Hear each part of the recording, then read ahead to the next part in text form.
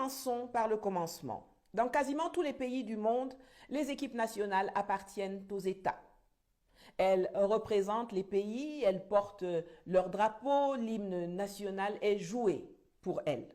En 2014, l'État camerounais a décidé, à travers un décret pris par le président de la République, de confier la gestion et l'organisation des 11 équipes nationales de foot à la Fédération camerounaise de football, la FECAFOOT, comme en atteste l'article 3 qui dispose que, je cite, la gestion administrative, sportive et technique des équipes nationales de football relève de la compétence de la Fédération camerounaise de football. Fin de citation. Ainsi que l'article 4 qui rajoute que, je cite, la coordination administrative, sportive et technique des activités et des programmes des sélections nationales de football est assurée par un coordonnateur général nommé par le président de la fédération. Fin de citation. Il n'y a aucune ambiguïté. Comme l'esprit à cette époque est à la bonne collaboration pour mettre fin aux tensions qui émaillent déjà les rapports entre le ministère des Sports et la FECAFOOT, l'État propriétaire et la fédération gestionnaire se sont assis en 2015 pour apporter des précisions sur les modalités de mise en application du décret de 2014 et ont donc signé à cet effet une convention. Dans la dite convention, ils se sont accordés entre autres sur le fait que le recrutement de l'entraîneur principal des équipes nationales et de ses adjoints pourrait suivre 2 processus. Ils se sont également entendus que quel que soit le processus retenu, c'est la fédération qui choisit et c'est l'État qui paie. Le premier mécanisme est le recrutement par la fédération par contrat. Ça signifie que la fédération va sur le marché national ou international des entraîneurs, regarde qui est disponible, identifie un entraîneur, présente obligatoirement son dossier au ministre qui donne obligatoirement son avis en retour. Si l'avis du ministre est obligatoire, ce n'est pas un avis conforme, c'est-à-dire qu'il ne s'impose pas à la fédération qui est la technicienne et qui décide en premier et en dernier ressort. La question que beaucoup de gens peuvent se poser est de savoir pourquoi on impose à la fédération de demander à l'État son avis et pourquoi on impose à l'État de donner son avis alors qu'à la fin, celui-ci peut être ignoré par la fédération.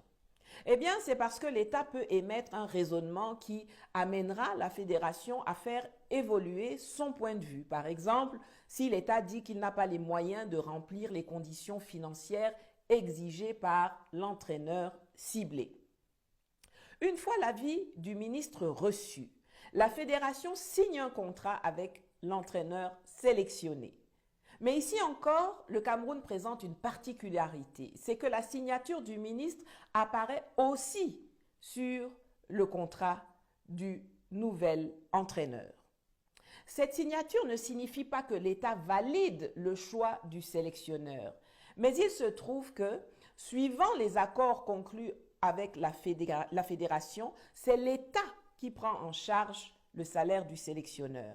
Et c'est pour respecter les règles des finances publiques que la signature du ministre doit apparaître en amont de toute la procédure de cette dépense, c'est-à-dire sur le contrat. Le ministre ne signe pas parce que c'est lui qui choisit l'entraîneur. Il signe parce que c'est l'État qui le paie. Le second processus possible est le recrutement, toujours par la fédération, à travers la mise à disposition. Disons que la fédération est allée sur le marché libre des entraîneurs et qu'elle n'a pas trouvé un profil satisfaisant. En revanche, elle a identifié parmi les fonctionnaires de l'État un profil qui lui convient et demande donc à l'État de lui prêter, de lui mettre cette personne à disposition pour une certaine période. Les Jean-Paul Akono, Jules Nyonga, Léon Seke sont des exemples d'entraîneurs fonctionnaires ayant été mis par l'État à la disposition de la fédération.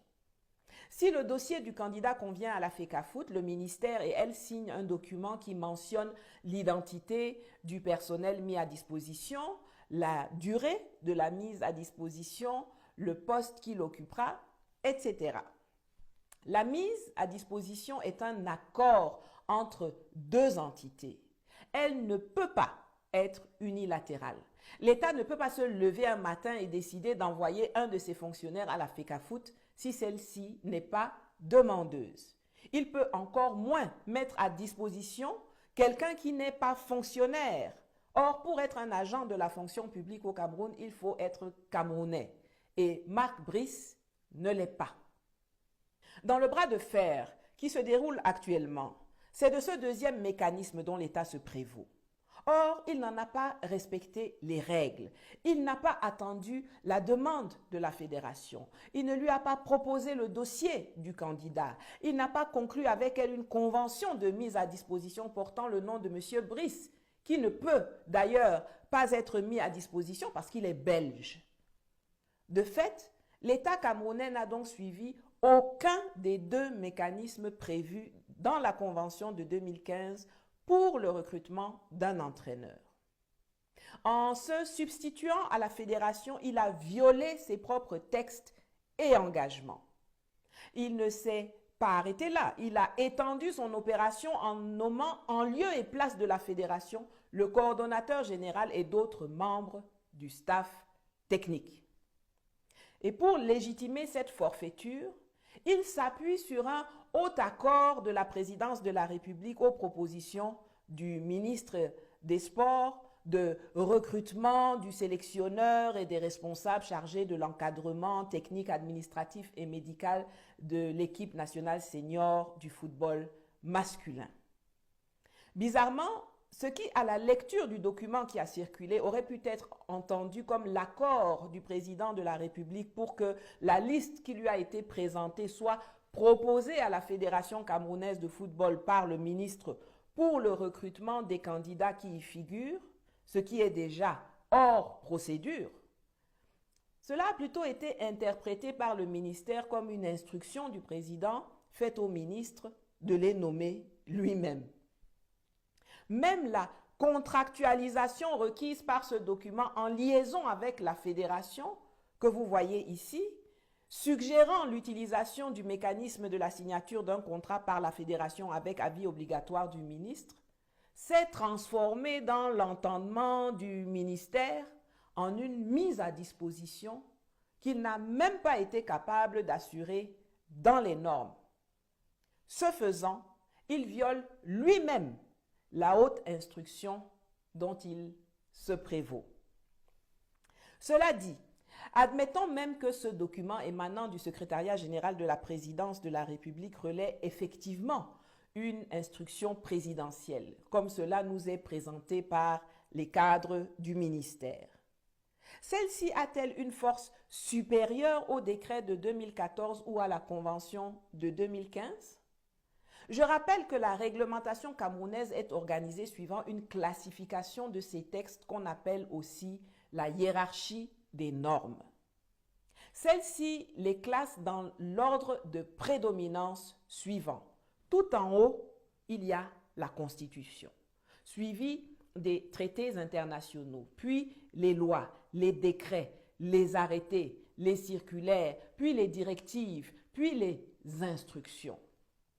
Il se trouve donc que dans cette hiérarchie des normes, même lorsqu'elles sont réputées présidentielles et très hautes, les instructions ont une force inférieure à celle du décret. Quant à la Convention de 2015, du fait que comme tous les textes de sa nature, elle est la loi des partis qui l'ont signée, elle s'impose à l'État et à la fédération signataire comme supérieure aux très hautes instructions présidentielles.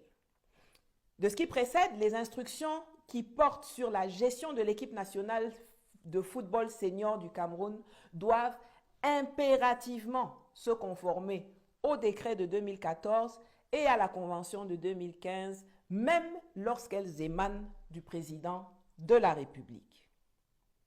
Voilà une exigence que le ministère des Sports, pourtant dirigé par un professeur agrégé de droit, refuse d'intégrer dans sa démarche, préférant substituer l'intimidation à la règle pour obtenir de la fédération ce que le droit ne lui réserve pas.